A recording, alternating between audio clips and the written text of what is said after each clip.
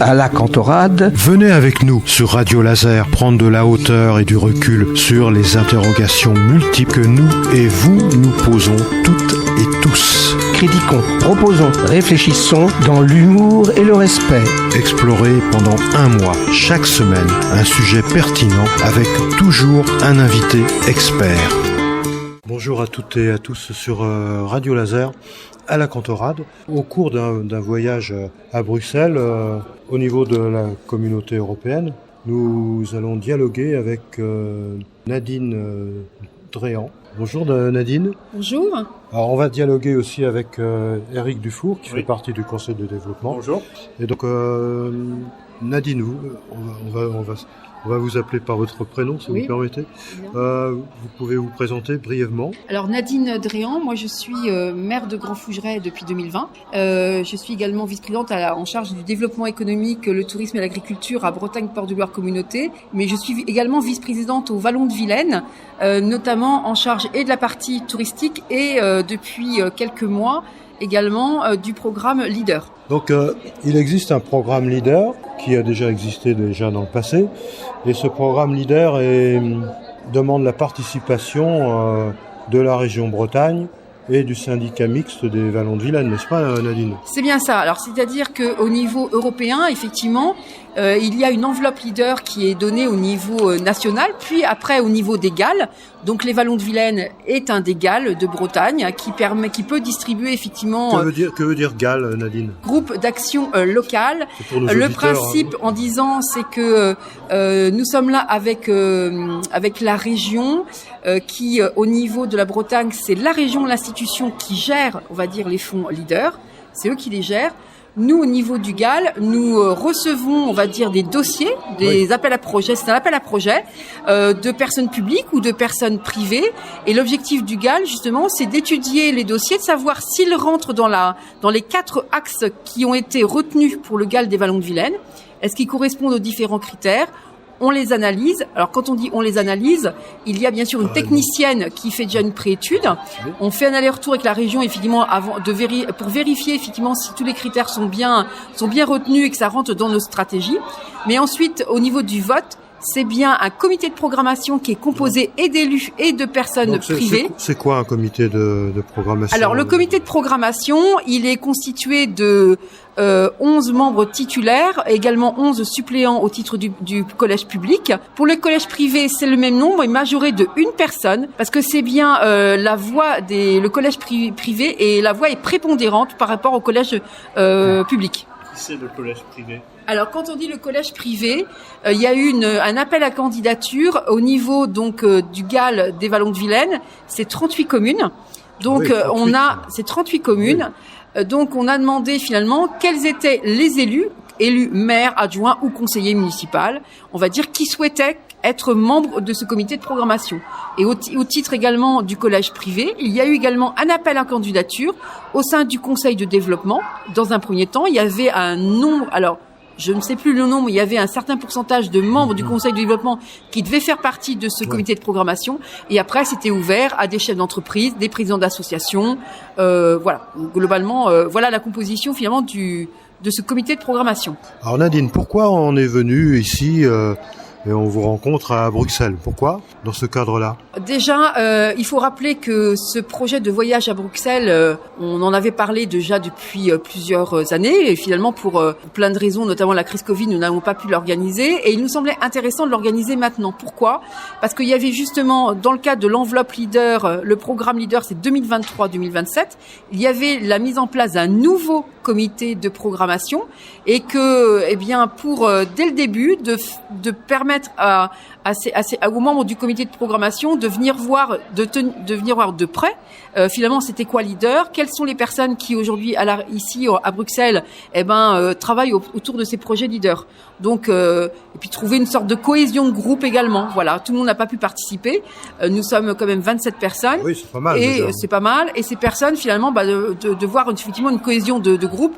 Mais surtout, je disais, l'intérêt, c'est de voir, bon, déjà, pas uniquement les projets leaders, comment ça fonctionne, comment les enveloppes sont déterminées, quels sont les critères ou également les actes stratégiques qui sont mis en place, et d'avoir aussi, en même temps, de profiter de ce voyage pour visiter les instances, les différentes instances européennes, le Parlement européen, on a vu le Conseil européen, etc. C'était un programme très riche, riche. Un programme très riche. On a réussi en plus à avoir sur des stratégies, des axes stratégiques importants pour nous au niveau de notre GAL, de rencontrer autant que possible également des techniciens, des personnes qui travaillent finalement sur ces thématiques-là. C'est important. Donc voilà l'objectif. Finalement, pour pouvoir examiner au mieux les différents projets qui vont être examinés, c'est ça? Alors, c'est pour avoir aussi déjà, une certaine base de données, de connaissances pour examiner les projets. Et je crois que je l'ai dit ce matin aussi, ça me paraît important que suite à la réflexion d'un membre du comité de programmation, que c'est pas uniquement d'étudier à l'instant T quand on vous présentera des dossiers qui sont présentés, c'est aussi vous être force de proposition quand vous rencontrez également des porteurs de projets associatifs ou chefs d'entreprise ou pour le public, en disant écoutez, nous voilà les axes les axes stratégiques qui ont été déterminés. Je pense que votre projet, il a un intérêt, il représente un intérêt pour le territoire et que vous pouvez peut-être justement le présenter au niveau pour obtenir des fonds leaders. Donc voilà, il y a un rôle également, peut-être pas de parrainage, mais de divulgation de l'information, vous, au quotidien. Votre rôle n'est pas uniquement lors des comités de programmation. Radio Laser, média citoyen de proximité sur le 95.9 FM et en DAB+. Eric, peut-être tu aurais une question à poser? Oui, une chose qui pourrait être intéressante à connaître pour les auditeurs, c'est quels sont les 4 axes qui sont dans le programme Leader et qui sont des axes éligibles, au moins qui peuvent permettre de proposer des projets. Ouais. Je suis désolé. Voilà cette question. Oui. Alors, le premier axe, c'était sur la centralité. C'est tous les projets qui sont en lien avec développement de services, l'habitat, etc. sur la centralité. Il y a également un sujet sur les mobilités, tout ce qui concerne également. Alors, quand on parle mobilité, c'est les développements voies douces, etc. Ouais. Et il y a un axe important également sur tout ce qui est production énergétique, mais également justement, ça peut être aussi en lien avec la construction avec des matériaux biosourcés, mais également, tout ce qui est en lien avec la stratégie européenne sur tout ce qui est réduction, pour faire court, tout ce qui est réduction de gaz à effet de serre, etc. Mais c'est diminuer la consommation énergétique et également tout ce qui est en lien avec la production énergétique sur notre territoire. C'est finalement en lien avec la santé et la biodiversité aussi, non ? En partie, effectivement, en partie, effectivement, l'objectif étant là aussi, et notamment sur la centralité, ça a du sens également, pour essayer de concentrer également, et c'est en lien aussi avec notre zéro artificialisation nette des terres, parce qu'il va falloir effectivement qu'on soit économe également en foncier, et l'idéal, c'est d'avoir tous nos équipements, de redensifier, de redynamiser, on va dire, nos centres-bourgs.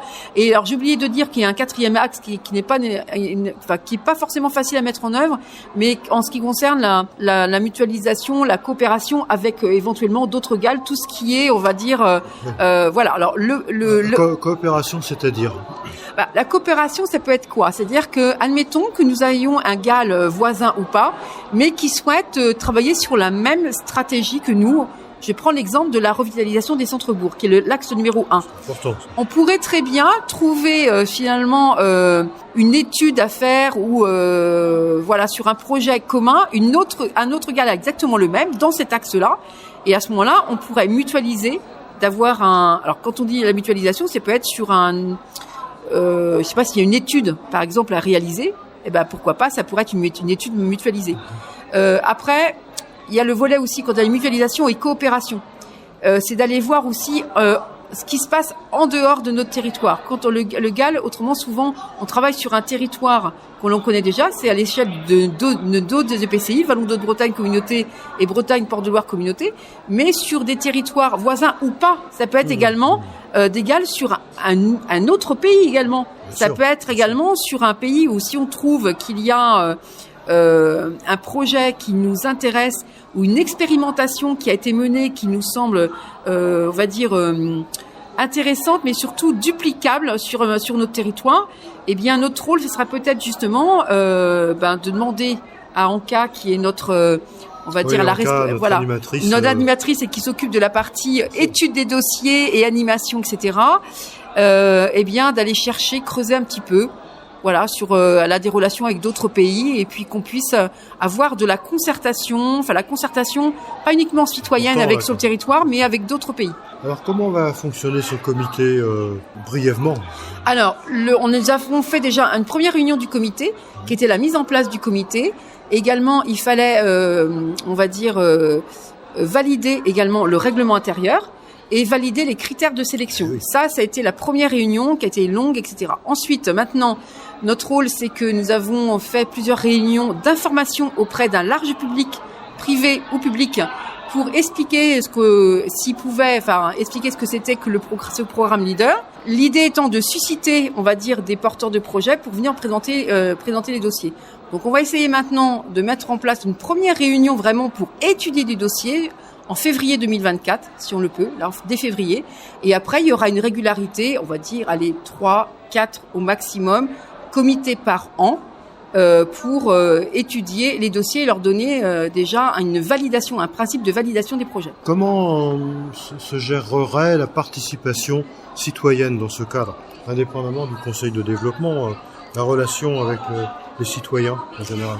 Alors, la relation avec les citoyens, déjà, je pense qu'il faut faire un point. On parlait du conseil de développement, oui. Mais on voit aussi que dans le collège privé, il y a quand même des chefs d'entreprise, des présidents d'associations, entre autres. Et je pense que c'est par ce biais-là également qu'on peut avoir cette concertation. Après, on peut pas avoir.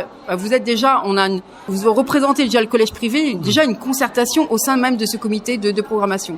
Après, je pense qu'il y a autre chose aussi qui est important, c'est de divulguer largement finalement qu'on y fait également au niveau de ce comité de programmation et quels sont les projets qui sont validés, on va dire, qui nous sont présentés, etc. et validés. Et c'est de montrer également que c'est pas non plus les élus, on va dire, sur des fonds, européens. Ce n'est pas les élus qui ont la mainmise, on va dire, sur ces programmes. C'est un échange, un dialogue. Et voilà. Et je pense que il faut également largement communiquer pour que justement sur le nouveau programme, on va dire de 2023-2027, qu'il n'y ait pas une mainmise des fonds leaders par les collectivités. Oui. Il faut réellement veiller, on va dire, à ce que les associations et les entreprises puissent au maximum également émerger pour récupérer des fonds leaders, enfin récupérer quand je dis obtenir une subvention leader pour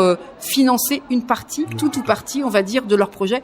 Attention, pour les pour les porteurs de projets privés, il faut qu'il y ait quand même une part d'un financement autre finalement que leader, mais d'un fonds public également. Leader, ça, c'est important. C'est à quel pourcentage le financement de leader? Alors, grosso modo, on peut pas vraiment parler alors, on a un pourcentage, effectivement, les montants, je crois que de mémoire, c'est jusqu'à 7 500 € de mémoire maximum. Il y a un minimum, je sais plus le minimum exactement, il y a un pourcentage, mais alors c'est difficile de dire le pourcentage, pourquoi? Parce que la règle étant que ce soit pour un privé ou pour un public, l'intervention, le fonds leader est la dernière variable d'ajustement. C'est-à-dire que il faut impérativement que tous les fonds publics ou privés soient libérés déjà avant l'intervention du fonds leader. Ça, c'est hyper important. Donc, ce qui veut dire que faut faire attention aux chiffres qu'on peut annoncer au niveau des pourcentages, parce que entre le moment où on va le porteur de projet, qui vient physiquement d'ailleurs, présenter son projet pendant 10 minutes devant les membres du comité de programmation, ensuite il va, entre ce moment-là et le paiement de la facture, il peut avoir tellement d'événements à se produire il peut y avoir une variation importante de la quotité de financement par département pour le leader, je veux dire.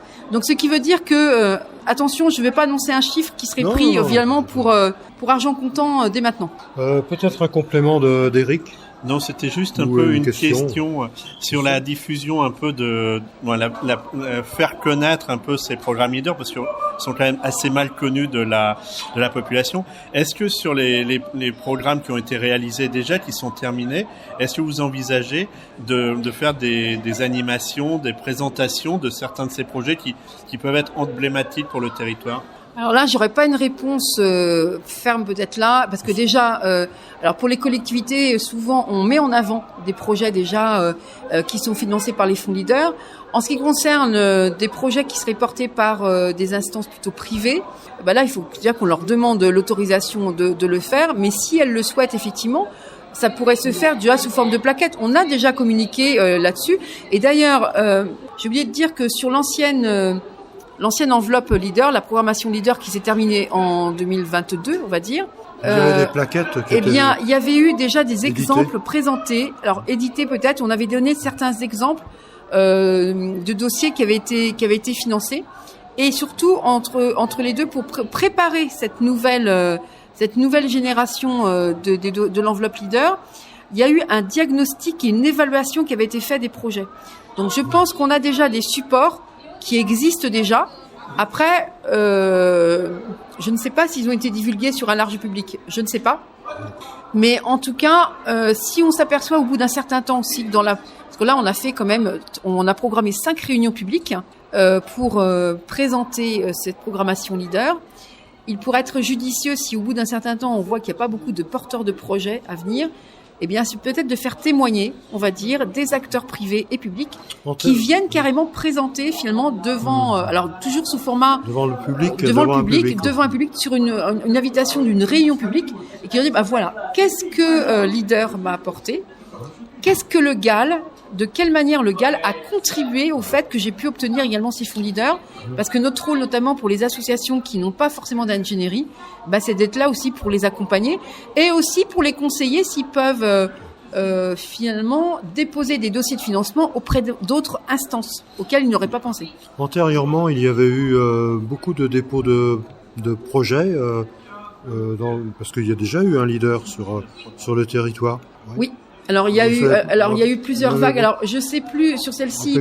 Le problème c'est que souvent il y a des projets qui malheureusement vont pas jusqu'au bout. C'est-à-dire qu'on peut leur donner un accord de principe, mais pour la validation définitive, pourquoi ils ne vont pas jusqu'au bout Alors parfois ils sont pas clairs, pas assez pertinents, quoi. Alors parfois, s'ils ont été présentés, c'est que déjà qu'on savait déjà qu'ils rentraient dans les critères. Donc ça, c'est une chose. Parfois, par contre, il peut y avoir une démobilisation du porteur de projet parce que, notamment pour les porteurs privés, parce que ça prend du temps. Il faut pouvoir avancer également de la trésorerie parce que, je le disais tout à l'heure, le fonds leader intervient au dernier moment. Donc, ce qui veut dire qu'il faut faire l'avance de toutes les factures avant de pouvoir récupérer l'argent. Donc, il faut pouvoir le faire. Et il faut pouvoir le faire.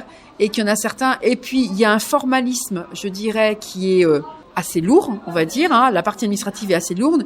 Et que oui, on peut décourager certains porteurs de projets qui vont pas jusqu'au bout. Donc, ce qui veut dire concrètement que l'enveloppe globale qui a pu être donnée n'est pas forcément consommée tout le temps. Sur la dernière programmation qu'on a eue, on est quasiment au maximum. Et je me souviens que sur l'enveloppe précédente, on avait demandé en cours de route une augmentation de cette enveloppe et sur lequel on avait eu un accord finalement. D'accord. Et ce qui veut dire qu'on est sur un territoire quand même, je dirais, très dynamique, qui présente beaucoup de projets. Donc on n'est pas sur certains territoires. Alors par contre, ce qui serait dangereux, c'est de se dire si on n'en a pas trop, c'est pas grave, on va attendre la fin. Non, parce que si à la fin, si même dans l'année qui va précéder, on s'aperçoit finalement que l'enveloppe n'est pas consommée, l'enveloppe non consommée est perdue. Eh oui. Nadine Dréan, on vous remercie beaucoup. Mais de rien. Merci Eric. Et on souhaite bon vent à ces initiatives de participation citoyenne pour le développement de nos territoires. C'est ça, c'est pour le développement des territoires et effectivement, on ne peut que souhaiter qu'il y ait des associations, des entreprises, absolument, des collectivités, des coopératives, évidemment, parce que ça s'adresse à tout le monde qui viennent nous voir et surtout, absolument, et surtout, ne pas hésiter à prendre contact avec Anka Gauthier au Vallon de Vilaine. Et déjà, si vous n'avez qu'une idée de projet, si votre projet n'est même pas abouti, ce n'est pas grave. Venez nous voir, contactez-la et elle vous dira déjà oui ou non si votre projet peut bénéficier des fonds leaders. C'est important. Voilà, donc écoutez, stimulez vos neurones pour éventuellement faire des propositions. Vous contactez Anka, par exemple. Et on vous souhaite à toutes et à tous un excellent week-end. C'était à la Contorade sur Radio Laser. Au revoir. Au revoir. Au revoir.